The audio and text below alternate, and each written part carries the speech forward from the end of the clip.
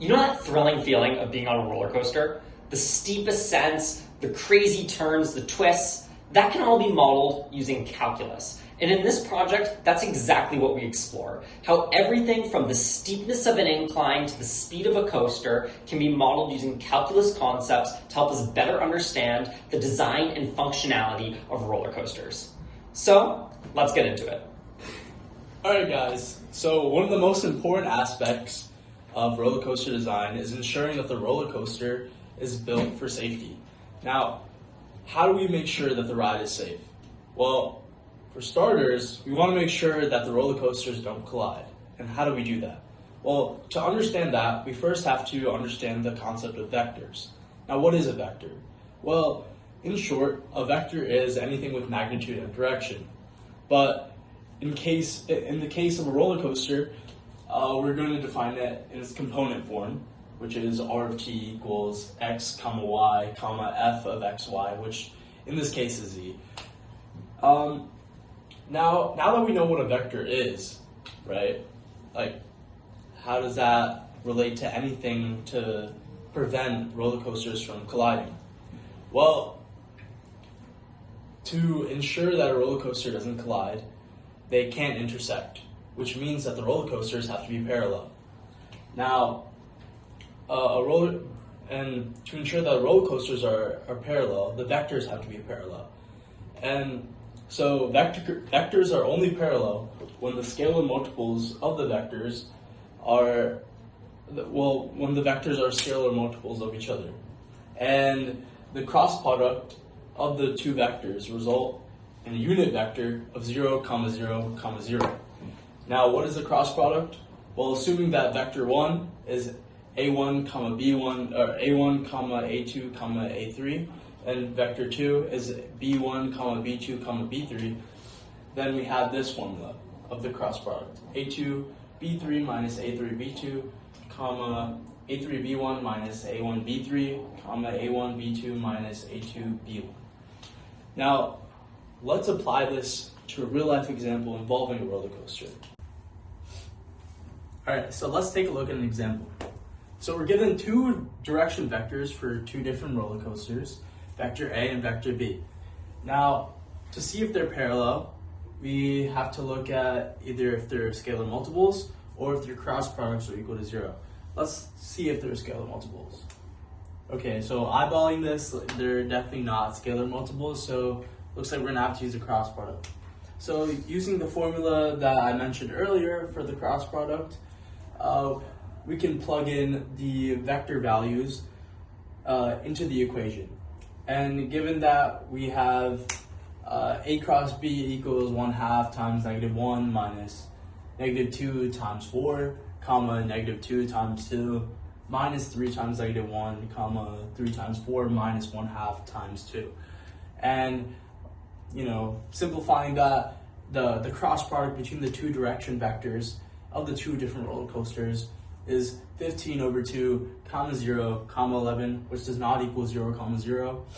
And so thus, the two direction vectors are not parallel. So what's so cool about math is that we can model the path of a roller coaster. Let's look at this equation. It gives the direction of the roller coaster. We have r of t equals 3 cosine, comma 3 halves sine t, comma f of 3 cosine t, comma 3 halves sine t, where f of x comma y equals 10 minus x cubed minus y to the power of 4. And the first component, x of t equals 3 cosine t, this models the direction of the roller coaster along the x-axis. It follows a cosine curve. The second component, y equals t equals 3 halves sine t. This represents the coaster's position along the y-axis, and it varies like a sine wave. And the third component, z of t equals f of 3 cosine t, comma 3 half sine t. This gives the coaster's height at each point. It depends on x and y, so the coaster moves along the horizontal plane, and as x and y changes their values, it creates either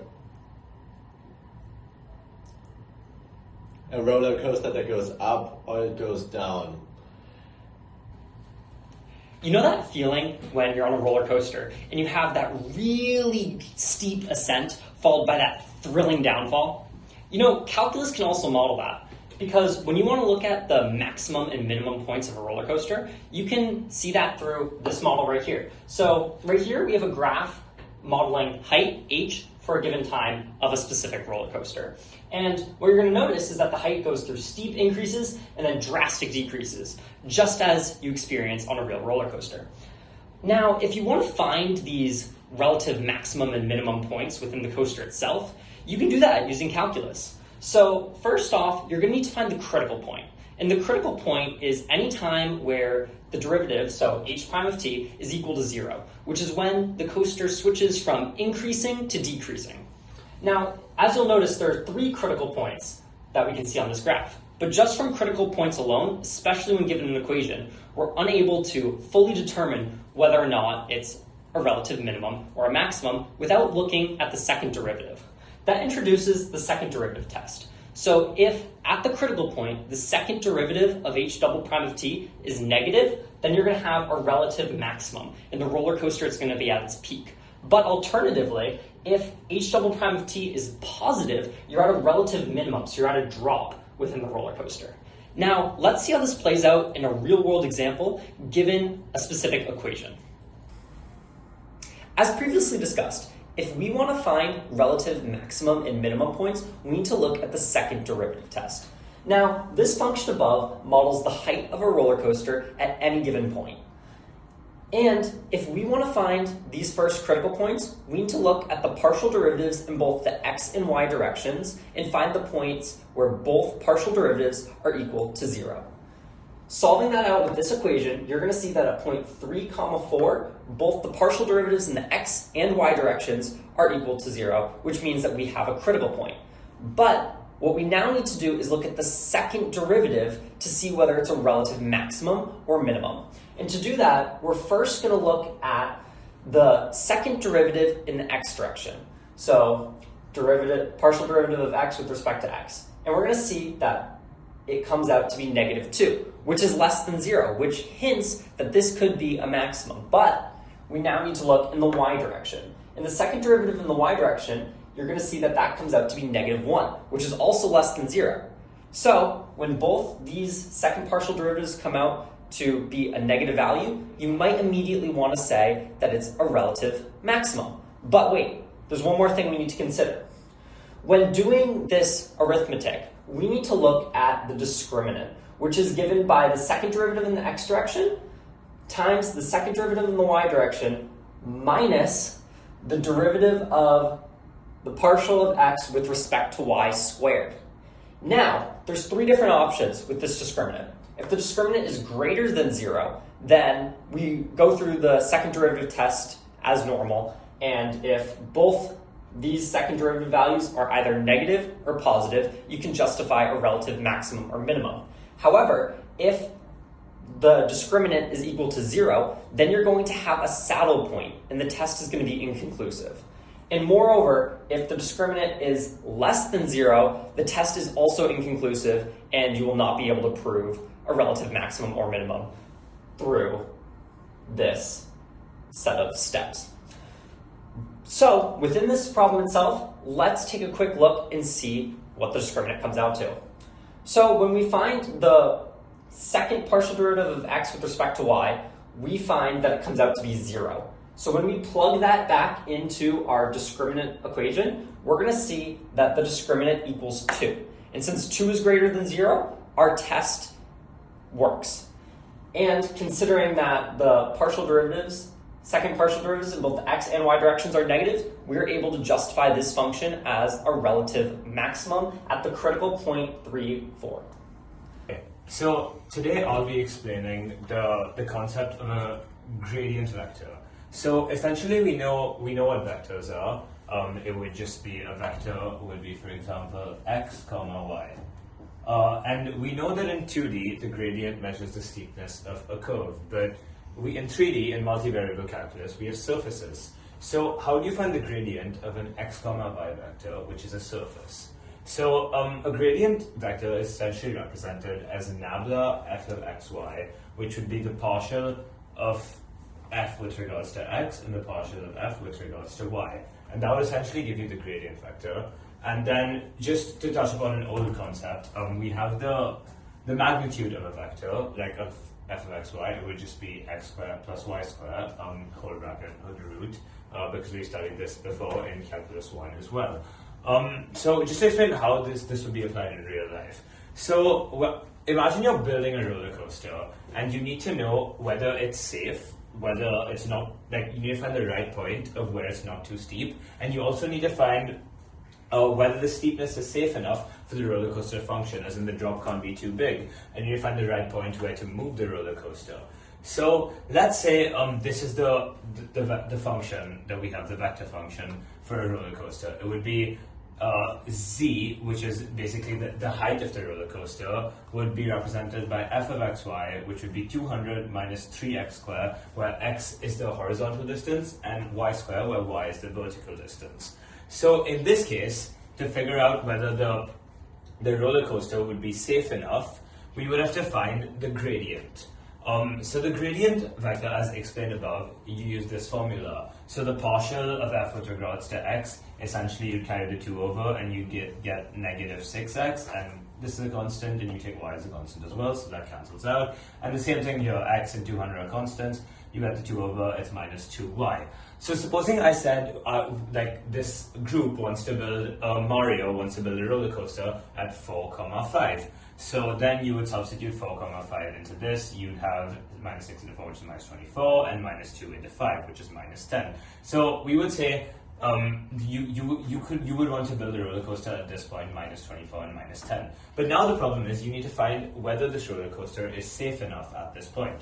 So in order to find the steepness, you would continue on the concept of gradient vector, and you would just put this point into the function as described above from the magnitude of the vector, because it essentially will give you the steepness.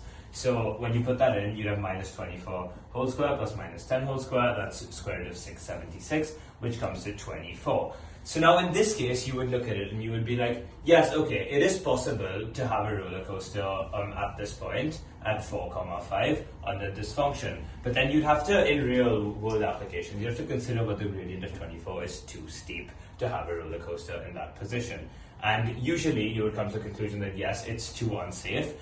But if you really wanted a very thrilling roller coaster, where the outcome may not be as fun, sure. But otherwise, you would have the roller coaster, which would be way too steep to function here, and you would have to create a different roller coaster function to be able to have a roller coaster at the point 4, 5 in your amusement park. This is obviously in a hypothetical world. In a real world, you'd have a lot more of a complex function and a lot more of a complex gradient vector to solve. But in this case, this is how you would do it. And if you ever come across any problem which asks you to find a gradient vector, remember the formula nabla f of xy is the partial of f with regards to x and the partial of f with regards to y. And then you'd remember this for another part of a concept, but this is the important concept we're focusing on today.